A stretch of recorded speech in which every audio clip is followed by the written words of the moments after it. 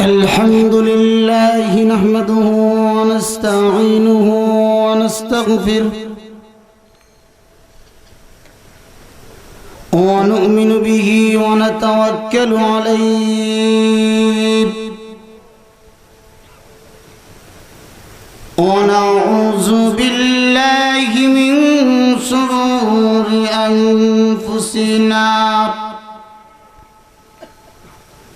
ومن سيئات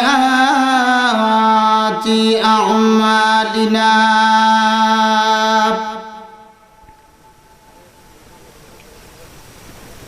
من يهده الله فلا مضل له ومن يضلل فلا هادي له ونشهد أن لا إله إلا الله وحده لا شريك له ونشهد أن سيدنا وسندنا وحبيبنا ومولانا محمدا عبده ورسوله صلى الله تعالى عليه وعلى آله وأصحابه وأزواجه وأهل بيته والناس أجمعين أما بعد فأعوذ بالله من الشيطان الرجيم بسم الله الرحمن الرحيم وكذلك جعلناكم أمة وسطا لتكونوا شهداء على الناس ويكون الرسول عليكم شهيدا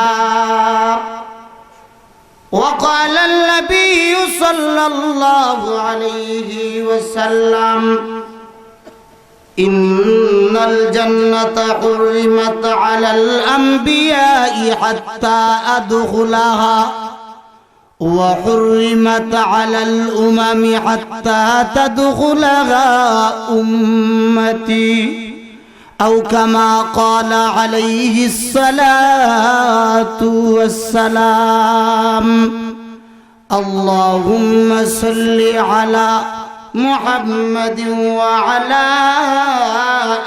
آل محمد كما صليت على إبراهيم وعلى آل إبراهيم إنك حميد مجيد اللهم بارك على محمد وعلى آل محمد كما باركت على إبراهيم وعلى آل إبراهيم إنك حميد مجيد الحمد لله খাদিমুল কোরআন পরিষদ মন্দির ফল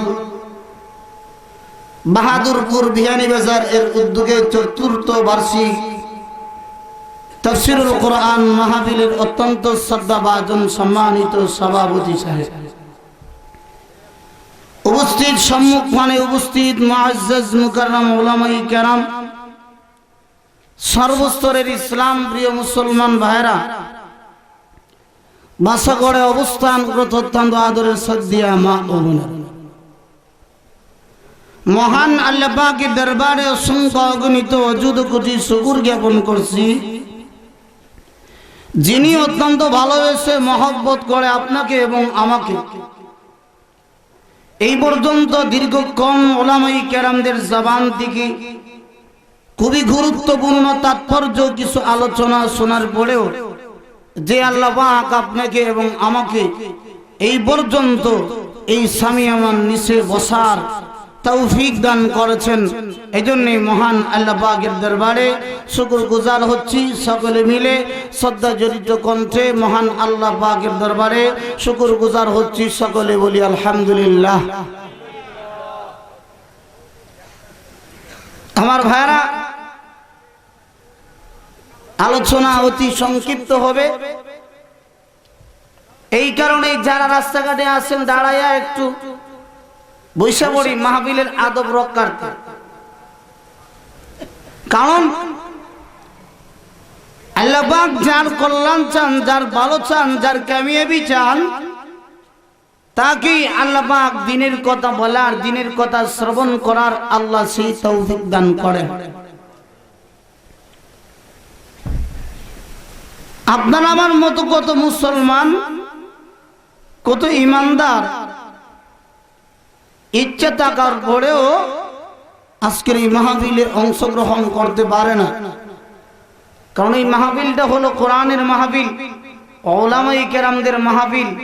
আল্লাহর নবী, বিশ্ব নবী বলেন, উলামায়ে কেরামদের যদি হক্কানি একজন আলেমের চেহারার দিকে যদি তাকানো যায়, তাহলে তার নাম আমল থেকে গুনাহগুলো ঝরতে থাকে। সুবহানাল্লাহ ওয়া বিহামদিহি।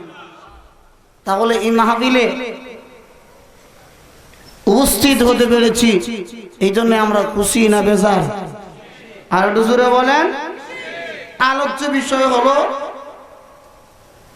শ্রেষ্ঠ নবীর শ্রেষ্ঠ উম্মত। এই কারণে পবিত্র কোরআন শরীফের 2 নম্বর পারা সূরাতুল বাকারার 143 নম্বর আয়াত কারিমা তিলাওয়াত করেছি।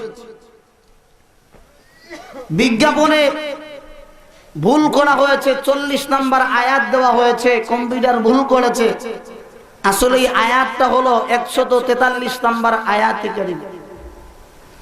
আসুন বিশ্বনবী সরকার দু আলম মুহাম্মদুর রাসূলুল্লাহ সাল্লাল্লাহু আলাইহি ওয়াসাল্লামের অসংখ্য অগণিত হাদিসের ভান্ডার থেকে একটু হাদিস পাঠ করেছি। তিলাওয়াতকৃত আয়াত এবং হাদিসকে সামনে রেখে কিছু আলোচনা করব। আল্লাহ আমাদের সকলকে আজকের এই আলোচনা বুঝার, মানার, জীবনের মধ্যে যেন আমল গঠন করার সেই তৌফিকটুকু তুমি দান করো। সকলে বলি আমিন। আর একটু আওয়াজ দিয়ে বলেন আমিন। আমার ভাই, আসুন, আমাদের আলোচ্য বিষয় হলো শ্রেষ্ঠ নবীর শ্রেষ্ঠ উম্মত। কিভাবে আল্লাহ পয়গম্বরকে শ্রেষ্ঠত্ব দিয়েছেন, কিভাবে পয়গম্বরের উম্মতকে আমার আল্লাহ শ্রেষ্ঠত্ব দিয়েছেন, এই নিয়েই তো আজকের আমাদের আলোচ্য বিষয়। আল্লাহ পাক কোরআনের ভিতরে বিভিন্ন আয়াতের ভিতরে, বিভিন্ন অংশের ভিতরে পয়গম্বরের শ্রেষ্ঠত্ব আল্লাহ প্রমাণ করেছেন, এবং কি পয়গম্বরের উম্মতের কি শ্রেষ্ঠত্ব আল্লাহ তাও কোরআনের ভিতরে ঘোষণা করে দিয়েছেন। শুধু কোরআনে কেন, রাসূল পাক সাল্লাল্লাহু আলাইহি ওয়াসাল্লামের এই উম্মতের বৈশিষ্ট্য, এই উম্মতের শ্রেষ্ঠত্ব হাদিসে পাকে নবী করিম সাল্লাল্লাহু আলাইহি ওয়াসাল্লাম ঘোষণা করে দিয়েছেন। সুবহানাল্লাহ ওয়া বিহামদিহি। আসুন তিলাওয়াতকৃত ভূমিকা ছাড়াই সরাসরি আয়াতের দিকে চলে যাই। ওই আয়াতের ভিতরে আমার আল্লাহ কি ঘোষণা করে? وَكَذَلِكَ جَعَلْنَاكُمْ أُمَّةً وَسَطًا لِتَكُونُوا شُهَدَاءَ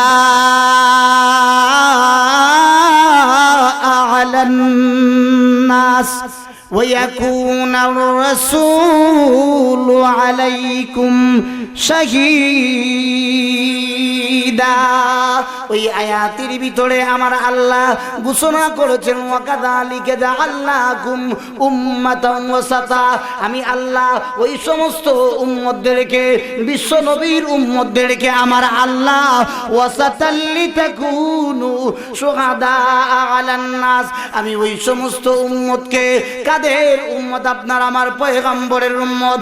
আমাদের কথাকে আল্লাহ ঘোষণা করে দিয়েছেন আমার বন্ধু মুহাম্মদের উম্মতকে আমি আল্লাহ সর্বশ্রেষ্ঠ তথা মধ্যম পন্থা উম্মত হিসাবে এই পৃথিবীর মধ্যে আমি আল্লাহ প্রেরণ করেছি। সুবহানাল্লাহ।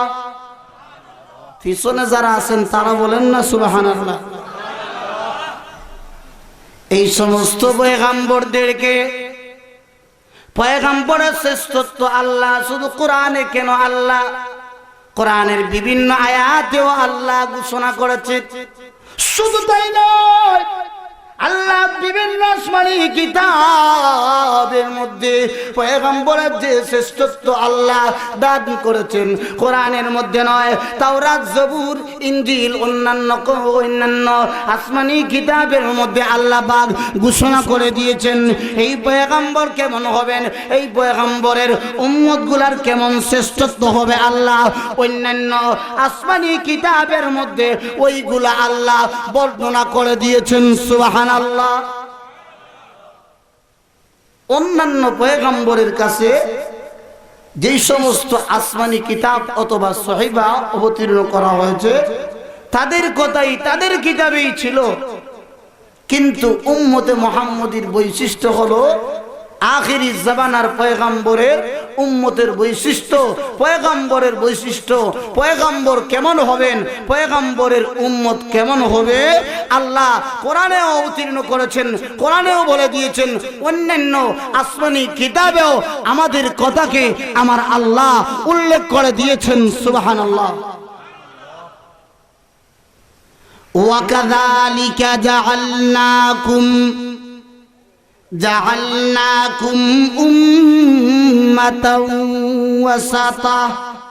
ওয়াসাতাল লিতাকুনু শুহাদা আলান নাস। আল্লাহ পাক এই পৃথিবীর মধ্যে অসংখ্য অগণিত পয়গম্বর আল্লাহ সৃষ্টি করেছেন। আদম আলাইহিস সালামকে আমার আল্লাহ নবী হিসেবে প্রেরণ করেছেন। ঈসা রূহুল্লাহকে আল্লাহ নবুয়ত দান করেছেন। নূহ পয়গম্বরকে আমার আল্লাহ নবুয়ত দান করেছেন। মূসা কালিমুল্লাহকে আমার আল্লাহ নবুয়ত দান করেছেন। আমার ভাই আমার আল্লাহ ইব্রাহিম খলিলুল্লাহকেও আমার আল্লাহ নবুয়ত দান করেছেন। ইসমাঈল আলাইহিস সালামকেও আমার আল্লাহ নবুয়ত দান করেছেন। কিন্তু আপনার আমার পয়গম্বরকে আমার আল্লাহ এমন স্পেশাল নিয়ামত আমার আল্লাহ দান করেছেন, এমন শ্রেষ্ঠত্ব দিয়া আমার আল্লাহ এই পৃথিবীর মধ্যে পয়গম্বরকে প্রেরণ করেছেন। আল্লাহ জানায়া দেন বন্ধু আমার টেনশন করতে হবে না। ইয়া রাসূলুল্লাহ, ইয়া হাবিবাল্লাহ, ওগো নবীজি বেঈমান কাফেররা আপনাকে গালি দে, আপনি তাদের গালির প্রতি উত্তরে আপনি তাদের প্রতিবাদ করবেন না। সুবহানাল্লাহ। আল্লাহ জানায়া দিলেন যে আমি আল্লাহ অসংখ্য অগণিত পয়গম্বরকে আমি আল্লাহ সৃষ্টি করেছি, কিন্তু না আমি আল্লাহ আপনাকে এমন শ্রেষ্ঠত্ব দিয়েছি গো নবীজি অন্যান্য কোন পয়গম্বরকে আদম থেকে নিয়ে ঈসা রূহুল্লাহ পর্যন্ত অসংখ্য অগণিত পয়গম্বররা যে আমি আল্লাহ এই জমিনের মধ্যে প্রেরণ করেছি পথ হারা মানুষগুলাদেরকে সঠিক পথে প্রদর্শন করার জন্য, আহ্বান করার জন্য। কিন্তু আপনি বিশ্ব নবীকে সবচাইতে শ্রেষ্ঠত্ব দিয়াই এই পৃথিবীর মধ্যে আমি আল্লাহ প্রেরণ করেছি। সুবহানাল্লাহ। এই কারণে আল্লাহ পাক তিলাওয়াতকৃত আয়াতের ভিতরে আমার আল্লাহ ঘোষণা করেছেন শ্রেষ্ঠত্ব প্রথমত দুই প্রকার। এক প্রকারের শ্রেষ্ঠত্ব হলো পয়গম্বরের শ্রেষ্ঠত্ব, দ্বিতীয় প্রকারের শ্রেষ্ঠত্ব হলো উম্মতের বৈশিষ্ট্য, উম্মতের শ্রেষ্ঠত্ব। আসুন আমরা ওই আয়াতের দিকে যাই। ওই আয়াতের ভিতরে সর্বপ্রথম উম্মতের বৈশিষ্ট্য, উম্মতের শ্রেষ্ঠত্বই আল্লাহ পাক ঘোষণা করেছেন। এরপরে আমরা যাব বিশ্ব নবীর শ্রেষ্ঠত্ব নিয়েই আমাদের আজকের আলোচনা। ওয়াকাযালিকা জাআলনাকুম উম্মাতান ওয়াসাতাল লিতাকুনু শুহাদা আলান নাস। আল্লাহ পাক এই পৃথিবীর মধ্যে বিশ্ব নবীর উম্মতকে আমার আল্লাহ কি শ্রেষ্ঠত্ব দিয়েছেন, একটা দুইটা নয়, অসংখ্য অগণিত হাজার হাজার শ্রেষ্ঠত্ব দিয়েই আল্লাহ পাক পয়গম্বরের উম্মতগুলোকে এই পৃথিবীর মধ্যে প্রেরণ করেছেন। সুবহানাল্লাহ। পয়গম্বরের উম্মতকে আল্লাহ এমন শ্রেষ্ঠত্ব দিয়েছেন, আল্লাহু আকবার। অন্য কোন পয়গম্বরের উম্মতকে আল্লাহ এমন শ্রেষ্ঠত্ব আমার আল্লাহ, এমন পদমর্যাদা আল্লাহ অন্য কোন পয়গম্বরের উম্মতকে আমার আল্লাহ দান করেন নাই। সুবহানাল্লাহ। নাম্বার 1, আল্লাহ পাক অন্যান্য পয়গম্বরের উম্মতেরা তাদের উপর আল্লাহ পাকের পক্ষ থেকে অর্পিত যে সমস্ত বিধানাবলী ছিল, ওই বিধানাবলীর মধ্যে অনেক বিধানাবলী ছিল যারা অনেক সময় তারা পালন করতে অস্বীকৃতি জানায়। এমনকি কিছু বিধান ছিল যে বিধানগুলা তাদেরকে নির্ধারিত জায়গা, নির্ধারিত স্থান তাদেরকে দেওয়া হয়েছে, ওই স্থানেই কেবলমাত্র তারা আল্লাহর দাসত্ব গোলামি করতে পারে। এছাড়া পৃথিবীর অন্য কোন জায়গায় গিয়ে যদি তারা আল্লাহর দাসত্ব গোলামি করে, তাহলে ওই দাসত্ব গোলামিটা আল্লাহর দরবারে কবুল হবে। কিন্তু একটু লক্ষ্য করে দেখেন, শেষ পয়গম্বরের উম্মতকে আমার আল্লাহ এমন শ্রেষ্ঠত্ব দান করেছেন, পৃথিবীর যে কোনো প্রান্ত থেকে যদি ওই উম্মতগুলা আল্লাহর দাসত্ব গোলামি করতে চায়, তাহলে তার ওই দাসত্ব গোলামিটা মহান আল্লাহর দরবারে কবুল ও মঞ্জুর হয়ে যায়। সুবহানাল্লাহ। যেমন একজন লোক বড়লেখা মাধবকুণ্ড জলপ্রপাত দেখার জন্য গেছে। যাওয়ার পরে জোহরের আজান দেওয়া হয়েছে, এখন নামাজ তো পড়তে হবে, আদায় করতে হবে। এই অবস্থায় যদি উম্মতে মুহাম্মদী গুলা পাহাড়ের বিশাল চূড়ার মধ্যে যদি সুন্দর করে ওযু করে আর পাক পবিত্র জায়গা দিকে যদি নামাজ আদায় করে, তাহলে তার নামাজটা হয়ে যায়। কিন্তু অন্যান্য পয়গম্বরদের অবস্থা এমন ছিল, অন্যান্য পয়গম্বরের উম্মতদের এমন অবস্থা ছিল, যে অবস্থাটা হলো যে কোনো জায়গায় দাঁড়িয়ে নামাজ পড়লে ওই নামাজটা আল্লাহর দরবারে কবুল হতো। আল্লাহর নবী বিশ্বনবী রাহমাতুল লিল আলামিন উম্মতদেরকে আল্লাহ পাক এমন শ্রেষ্ঠত্ব দিয়েছেন। আল্লাহ বলেন, হে আমার বন্ধু মুহাম্মদ, আপনার সেই উম্মত যদি ওই পাহাড়ের চূড়ায় গিয়ে যদি আযান হয়ে যায়, আর ওই জায়গায় ভালো করে সুন্দর করে যদি আপনার ওই উম্মত যদি ওযু করে যদি পাহাড়ের চূড়ায় গিয়ে যদি আমি আল্লাহর ফরজ বিধানগুলো যদি আল্লাহর কোনো বান্দা আদা করে, অথবা আল্লাহর ওই বান্দা পাহাড়ের মধ্যে গিয়েছে, কাঠুরি ব্যক্তি কাঠ সংগ্রহ করার জন্য পাহাড়ে চলে গেছে, পাহাড় থেকে কাঠ সংগ্রহ করে জীবিকা উপার্জন করবে, এই জন্যে পাহাড়ে চলে গেছে। এই অবস্থায় কাটুরি বান্দা ওই পাহাড়ের চূড়ায় যদি ভালো করে সুন্দর করে ওযু করে যদি আল্লাহর ফরজ বিধান যদি নামাজ আদায় করতে পারে, আর ওই সময়ে যদি মালিকের দরবারে যদি 2 রাকাত নামাজ আদায় করে যদি আল্লাহর দরবারে ওই আল্লাহর বান্দা বলতে পারে, অথবা 4 রাকাত নামাজ পড়ে যদি আল্লাহর ওই কাটুরি বান্দা যদি পাহাড়ের চূড়ায় গিয়ে যদিও আল্লাহর দাসত্ব গোলামি করে, আল্লাহকে যদি ডাকাত মতো ডাকতে পারে, তাহলে অবশ্যই অবশ্যই তার সেই দাসত্ব গোলামিটা মহান আল্লাহর দরবারে কবুল মঞ্জুর হয়ে যাবে। সুবহানাল্লাহ। কিন্তু অন্যান্য পয়গম্বরের বেলায় এমন ছিল না। ওয়াকাযালিকা জাআলনাকুম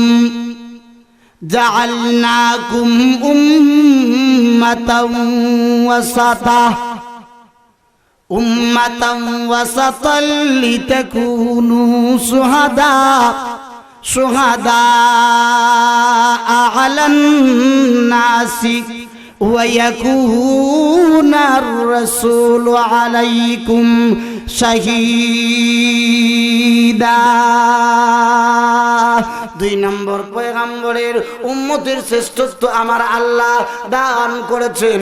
আল্লাহু আকবার। অন্যান্য পয়গম্বরদেরকে আল্লাহ পাক অন্যান্য পয়গম্বরের উম্মতের হায়াত আল্লাহ বেশি করে দিয়েছিলেন, কথা ঠিক কি না? আর একটু জোরে বলেন। কিন্তু উম্মতে মুহাম্মদীর হায়াত হলো স্বল্প, সামান্য হায়াত। হ্যাঁ, ডান দিকে সালাম ফিরাইতে বাম দিকে সালাম ফিরাইতেই দেখা যায় 60-70 বছর হয়ে যায়। এখনো পর্যন্ত বারবার তাকে কবর ডাকতেছে, প্রতিদিন 70 বার ঘোষণা করতেছে, আমি হলাম অন্ধকার ঘর, আমি হলাম পোড়া মাকুড়ের ঘর, আমি হলাম বাতি ছাড়া ঘর, কন্ডিশন ছাড়া ঘর, তুমি এখনো সোজা হয়ে যাও। 70-80 বছর হয়ে গেছে, 60 বছর হয়ে গেছে, 40 বছর হয়ে গেছে, এখনো পর্যন্ত চেহারার মধ্যে রসুলের সুন্নত পাওয়া যায় না, কথা ঠিক নেই? আর ওটা জোরে বল। এবং উম্মত আছে না নাই? শুধুমাত্রই বারোইগ্রাম বাজার অথবা ভিয়ানি বাজারে গেলেন, আর ভালো কইরা একটা মিছিল উদযাপন করলেন, আর যদি মাথা থেকে পা পর্যন্ত যদি রসুলের যদি সুন্নত পাওয়া যায় না, তোমার মাঝে যদি কোনো আদর্শ, রসুলের সুন্নতের আদর্শ, রসুলের আখলাক যদি তোমার মধ্যে পাওয়া যায় না, তাহলে তুমি দাবি করতে পারো আহলে সুন্নাত ওয়াল জামাতের বাস্যকার, তুমি বলতে পারো আমি সুন্নি। আল্লাহর কসম, তাকে সমাজের মানুষ কোনোদিন বাস্তবে সুন্নি বলতে পারে না, কথা ঠিক কিনা? আরো একটু জোরে বলেন, কথা ঠিক কিনা? আমার ভাই, সুন্নি হওয়া কি এত সহজ? মার সাথে নানা বাড়ি যাওয়া, ছোট্টবেলায় তো মার সাথে নানা বাড়ি যেতাম, টাকা পয়সা লাগতো, হাঁটলেই চলে। তো জিজ্ঞাসা করতাম, মাগো নানা বাড়িটা আর কত দূর? বাবা এই তো বাড়ি দেখা যায় এই বাড়ির পরে। এইভাবে কয়েকবার জিজ্ঞাসা করতে করতে কমপক্ষে 100 বার জিজ্ঞাসা করলাম। এরপরে মা বলতেছে, বাবারে আসলে এতক্ষণ তোকে এই কষ্টের জার্নিং এর রাস্তাটা কেমনে হাঁটাইয়া নেই এটা বুঝতে দিতে হবে। এই কারণে বাবা এখন যে কথাটা বলছি আসলেই সত্য। ওই দেখ তোর নানা বাড়ি, এই দেখ তোর মামার গরু ভাই এনতে খেলাইতেছে। তো এই অবস্থা, মাসাতে নানা বাড়ি যাওয়া খুবই সহজ, কিন্তু সুন্নত না মানিয়া মাথা থেকে পা পর্যন্ত যদি দাঁড়িয়ে না রাখেন, রসুলের সুন্নত যদি পালন না করেন, আপনি সুন্নত দাবি করতে পারবেন, আপনি আহলে সুন্নাত ওয়াল জামাতের ভাষ্যকার দাবি করতে পারবেন। আল্লাহর কসম, আল্লাহর দরবারে আপনাকে সুন্নত বলে কোন একটা আল্লাহর দরবার থেকে পুরস্কৃত করা হবে না, কথা ঠিক কিনা বেটে? আর একটু জোরে বলেন, কথা ঠিক কিনা? মুসলমান সমাজে নামদারি বহুত পাবলিক আছে, যদিও আপনাদের এই এলাকায় নাই, আমি জানি নাই, কিন্তু বিভিন্ন জায়গায় গেলে ওইগুলো পাওয়া যায়। হ্যাঁ, বাইরে শহর থেকে মাহফিল করে অন্য জায়গায় মাহফিলে যাব, এখন ব্যারিকেড কেসিগেট যা আছে ওইগুলা দিয়া এখন বন্ধ। ড্রাইভারকে জিজ্ঞাসা করলাম, এই কি হয়েছে, এই যে র্যালি দেখা যায়, মিছিল মিটিং কি? হুজুর হেরা সুন্নত দলের অনুসারী সুন্নি নামের কি জানি একটা স্লোগান উদযাপন করতেছে রসুলের জন্মদিন উপলক্ষে। তো আমি প্রশ্ন করলাম, আচ্ছা রসুলের জন্মদিন উপলক্ষে যদি রসুল জন্মগ্রহণ করেছেন ভালো কথা, রাস্তাঘাটে নেমে কেন আন্দোলন করবে? গড়ে কি কোরআন শরীফ নাই? কোরআন শরীফ ওইটা তো রসুলের জন্য দোয়া করতে পারতো। এই রাস্তাঘাটে এসে আমাদের মতো সাধারণ পাবলিক যারা আছে, অনেক রুগীরা চলাফেরা করে, এদের রাস্তাঘাটের ব্যাঘাত ঘটার জন্য রসুল কি তাদেরকে বলেছেন? আর একটু জোরে বলে। আসুন আমার ভাই, চলে যাই। এইগুলা দ্বারা সুন্নত পাওয়া যায় না, এইগুলা দ্বারা আশিকে রসুল বলা যায় না। আমার ভাই, যদি শ্রেষ্ঠ উম্মত যদি হতে হয়, তাহলে উম্মতের যেই কোয়ালিটি, উম্মতের যেই বৈশিষ্ট্য, উম্মতের যেই গুণ থাকা আবশ্যক, ওই গুণগুলাই আমাদের মধ্যে থাকতে হবে। কথা ঠিক নেই? আর একটু জোরে বলে। আসুন আল্লাহ পাক তিলাওয়াতকৃত আয়াতের ভিতরেই আমার আল্লাহ ঘোষণা করেন, ওয়াকাযালিকা জাআলনাকুম উম্মাতান ওয়াসাতাল লিতাকুনু শুহাদা আলান নাস وَيَكُونَ الرَّسُولُ عَلَيْكُمْ شَهِيدًا। আমি এই কথাটা বলতেছিলাম।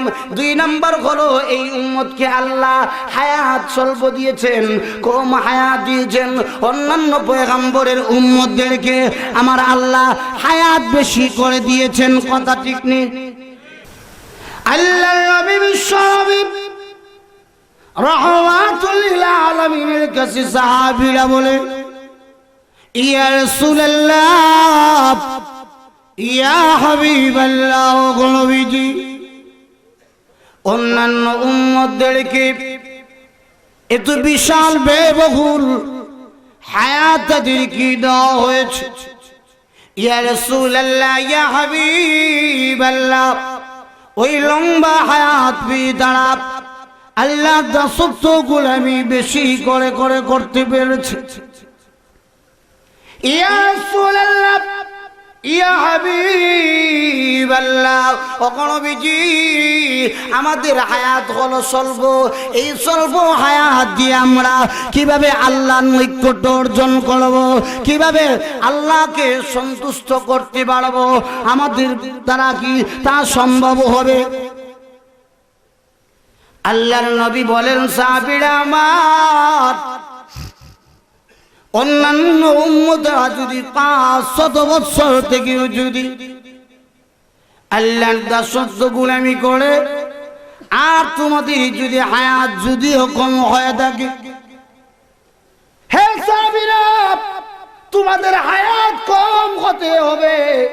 তোমাদের হায়াত যদিও কম হয়ে যায় রে সাহাবী, কিন্তু তোমাদেরকে এমন এক সময়, তোমাদেরকে এমন একটা রাত, এমন একগুলো দিন তোমাদেরকে দেওয়া হয়েছে, যেই দিন অন্যান্য পয়গম্বরের উম্মতদেরকে এমন দিন দেওয়া হয় নাই।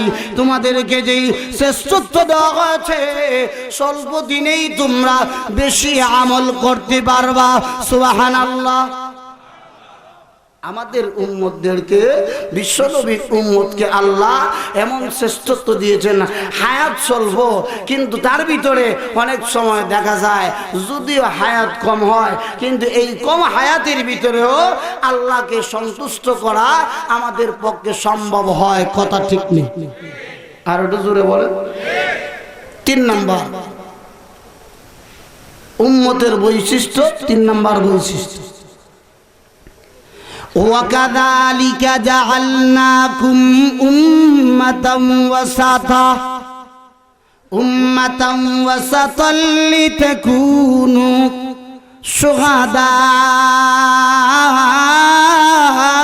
আলান নাস ويكون الرسول عليكم شهيدا আল্লাহ পাক এই উম্মতকে এমন শ্রেষ্ঠত্ব দিয়ে এই পৃথিবীর মধ্যে আমার আল্লাহ প্রেরণ করেছেন, যেই শ্রেষ্ঠত্ব হলো ওই উম্মতেরা অসংখ্য অগণিত পয়গম্বরের উম্মতের বিরুদ্ধে কাল হাসরের কঠিন মুসিবতের সময়ে আমরা বিশ্বনবীর উম্মতেরা সাক্ষ্য প্রদান করবে। সুবহানাল্লাহ। দুনিয়ার জগতে সাক্ষ্য হয় দুনিয়ার উকিল, দুনিয়ার ম্যাজিস্ট্রেট, দুনিয়ার অফিস আদালতের মধ্যে অনেক সময় মামলা করে, মিথ্যা মামলা করে। খুনি যেই ব্যক্তি তাকে কিন্তু মার্ডার কেসের আসামি বানায় না, নিরপরাধ যারা তাদেরকে অনেক সময় মার্ডার কেসের আসামি বানাইয়া অনেক সময় বাড়ি থেকে বিচ্যুত করে দেয়। এই অবস্থা হলো। আবার দেখা যায় কোর্টে গেছেন, যাওয়ার পরে এখন দেখা যায় কোর্টের মধ্যে যে সাক্ষীটা আপনার বিরুদ্ধে উপস্থিত হয়েছে, আপনার জীবনেই এমন একজন ব্যক্তিকে দেখেন নাই, সে কিন্তু আপনার দেখা যায় বিরুদ্ধাচরণ হইয়া কোর্টের মধ্যে আপনার বিরুদ্ধে সাক্ষী প্রদান করতেছে। এমন সমাজে সাক্ষী দেওয়ার মতো লোক আছে না নাই? আর একটু জোরে বলেন। শরীয়তের বিধান হলো সাক্ষ্য প্রমাণ অবশ্যই সাক্ষ্য দিতে হবে। একজন ব্যক্তি যদি চুরি করে তার সাক্ষ্যর প্রয়োজন হবে। সাক্ষ্য না দিলে কেমনে বোঝা যাবে ওই লোকটা চুরি করছে না ডাকাতি করছে?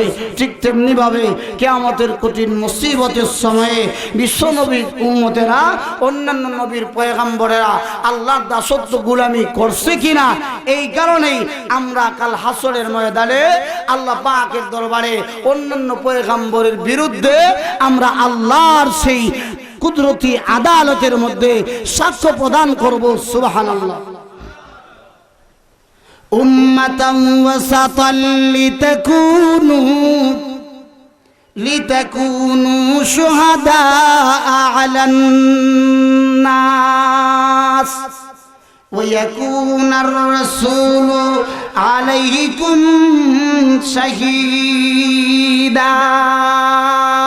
বিশ্বনবীর উম্মতেরা কাল হাসরের ময়দানে অসংখ্য অগণিত পয়গম্বরের উম্মতির বিরুদ্ধে আল্লাহর দরবারে সাক্ষ্য প্রদান করবে। ওই আয়াতের ব্যাখ্যার মধ্যে মুফাসসিরিন কেরামগণ লিখেন যে বিশেষ করে নূহ আলাইহিস সালামের জাতিকে কাল হাসরের কঠিন মুসিবতের সময়ে নূহ আলাইহিস সালামের জাতিকে উপস্থিত করা হবে। নূহ আলাইহিস সালামের জাতিকে বলা হবে, তোমরা কেন আল্লাহর দাসত্ব গোলামি করো নাই? তোমরা কেন আল্লাহর নাফরমানি করেছো? এই কারণে তোমাদেরকে জাহান্নামে দেওয়া হবে। তুই তারা তখন হাসরের ময়দানে এই কথাই বলবে যে আমাদের কাছে কোন আহ্বানকারী, আমাদের কাছে কোনো সৎ উপদেশ দেনেওয়ালা কোনো মানুষ আমাদের কাছে যায় নাই, এই কারণে আমরা ভালো কাজ করতে পারি না।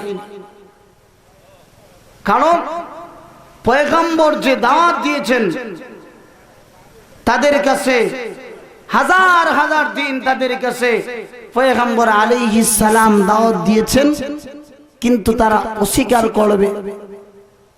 তখন তাদেরকে তারা বলবে যে আমরা যে নূহ আলাইহিস সালামের কথাকে মানি নাই, অমান্য করেছি, তার কি কোনো প্রমাণ আছে? দুনিয়ার জগতে চুরি করলে যদি চুরির ধরা না খায় তাহলে বলবে যদি পরে ধরা হয়। যেমন আপনাদের মন্দির ফল ঘরের মধ্যে এক ব্যক্তি চুরি করছে, চুরি কইরা মোবাইলটা ভালো দামি মোবাইল দেখছে, দেখা চুরি কইরা জানালার ফাঁক দিয়া দৌড় তুলছে। এই অবস্থায় 12 গ্রাম বাজারে গিয়া আপনি তারে ধরছেন, অথবা ভিয়ানি বাজারে গিয়া ধরছেন, ধইরা বলছেন এই তুই তো আমার ড্রয়িং রুম থেকে মোবাইল চুরি করে নিয়ে আসছ, মোবাইলটা দে। তখন চোর বলবে যে আমি যে চুরি করে আনছি তোমার কি কোনো প্রমাণ আছে? তোমার কি কোনো সাক্ষ্য আছে? সাক্ষী থাকলে সুরকে সহজে ধরন যায়, শাস্তি প্রদান করা যায়, আর না হলে সুর ধরা খুব কঠিন হয়ে দাঁড়ায়।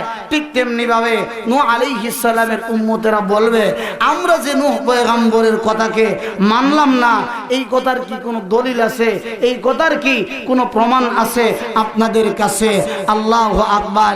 এমনিতেই একজন আহ্বানকারী বলা হবে যে নূহ আলাইহিস সালাম যে তোমাদের কাছে দাওয়াত দিয়েছেন, তোমাদের কাছে হক কথা বলেছেন, তার বাস্তব একটা প্রমাণ হলো, তার সাক্ষ্য হলো আখিরি জামানার পয়গম্বরের উম্মতে মুহাম্মদীগুলা তোমাদের জন্য সাক্ষ্য হিসাবে হাসরের ময়দানে উপস্থিত হয়ে যাবে। সুবহানাল্লাহ। তখনই বিশ্বনবীর উম্মতগুলাকে হাজির করা হবে, উপস্থিত করা হবে, বলা হবে নূহ আলাইহিস সালাম কি তার জাতির কাছে দাওয়াত দিয়েছিলেন? তখন উম্মতে মুহাম্মদীরা বলবে যে হ্যাঁ দাওয়াত দিয়েছে, কিন্তু নূহ আলাইহিস সালামের সেই জাতিগুলা বলবে না, আমাদের কাছে কোনো, তাদের কাছে যদি কোনো সাক্ষ্য প্রমাণ থাকে, কোনো দলিল থাকে, তাহলে আমরা মানতে পারি, আর না হয়তো এমন অহেতুক কথা আমরা মানতে পারি না। কারণ আল্লাহ আমাদেরকে যেই সময় সৃষ্টি করেছেন তার চাইতে কয়েক হাজার বছর পরে আল্লাহ বিশ্বনবীকে এই পৃথিবীর মধ্যে প্রেরণ করেছেন। তারপরে বিশ্বনবীর উম্মতকে আমার আল্লাহ এই পৃথিবীর মধ্যে প্রেরণ করেছেন। এখন কথা হলো এই, যেহেতু বিশ্বনবীর উম্মতেরা আমাদের পরে আসছে, এই কারণে বিশ্বনবীর উম্মতেরা যেহেতু সকলের পরে আসছে, আর নূহ আলাইহিস সালামের জাতি প্রথমে আসছে, এই কারণে এদের সাথে তো কোনো মিল দেখা যায় না, এরা কেমনে কি করলো? তখন বিশ্বনবীর উম্মতেরা বলবে, আমরা আমাদের মন গড়া ভাষায় কথা বলতেছি না, আমাদের কাছে যিনি নবী এসেছেন, আমাদের কাছে যেই পয়গম্বর এসেছেন, তার উপর যেই কিতাব দেওয়া হয়েছে কোরআন কারীম, ওই কোরআনের ভিতরে আল্লাহ নূহ জাতির কথাকে আমার আল্লাহ ঘোষণা করেছেন। সুবহানাল্লাহ। নূহ আলাইহিস সালামের জাতির এই বর্বর অবস্থা কোরআন শরীফে আছে না নাই? আর হুজুরে বলেন আছে না নাই? ফেরাউনের জাতির সেই বর্বর এই কথাগুলা কোরআনের মধ্যে আছে না নাই? ওই সময় উম্মতে মুহাম্মদীরা বলবে, হ্যাঁ আমাদের কাছে সত্য পয়গম্বর আগমন করেছিলেন, পয়গম্বরের মাধ্যমে আমাদের কাছে যেই কিতাব দিয়েছেন, সেই কিতাবের ভিতরে তোমাদের সেই রাজানি, তোমাদের সেই চিন্তাই, তোমাদের সেই লুণ্ঠন, তোমাদের সেই নাফরমানিগুলা আল্লাহর কালামের ভিতরে দেওয়া হয়েছে। তথাপি তোমরা নূহ জাতির কথাকে তোমরা মানো নাই, তোমরা বলে অসৎ সন্তান, তোমরা বলে নূহ আলাইহিস সালামের জারজ উম্মত। কথা ঠিক কিনা? আর হুজুরে বলেন কথা ঠিক কিনা? আজকে সমাজের ভিতরে বিশ্বনবীর অনেক সময় আল্লাহু আকবার, বিশ্বনবীকে ভালোবাসে, মহব্বত করে সমাজের মানুষ বলতে পারে, কিন্তু বলা খুব সহজ, কিন্তু বাস্তবে মাথা থেকে পা পর্যন্ত পালন করা খুবই কঠিন। কথা ঠিক নেই?